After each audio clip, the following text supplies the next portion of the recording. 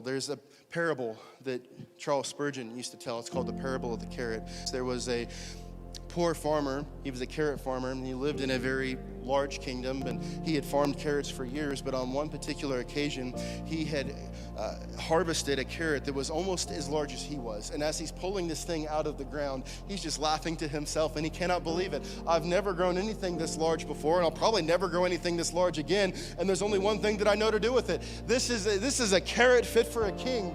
And so he sets out the next day, and he travels to the king's palace, and he goes before the king, and he offers the king this carrot, and he says, I've never ever grown anything as large as this in my life, and I'll probably never grow anything as large as this again, and I just wanted to give it to you as a token of my appreciation for what you do. And the king, who was so moved by the gift, says, I actually own the parcel of land next to yours, and because of this generosity that you've shown me, I want to gift this other piece of land to you so that you can farm even more and become even more successful.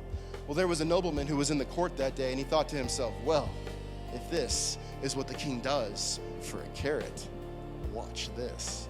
The next day, this nobleman who raised horses, he brought his very best stallion, the steed of all steeds, and he marches it in through the palace courtyard, and he brings it to the steps, and the king is summoned to his presence, and he says, behold, my king, because of my great love for you, I am giving you the greatest horse in all of my collection of horses. And the king says, thank you, and tells his attendant to put the horse in the stable, and was prepared to leave it at that until he saw the inquisitive look at the nobleman.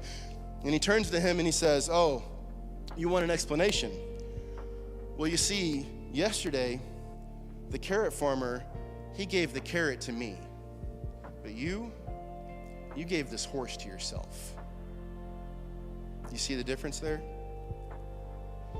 Out of love, a carrot farmer gave a carrot, not expecting anything in return. The nobleman, he gave this gift of a stallion thinking, no, the king's he's gonna offload something huge for me.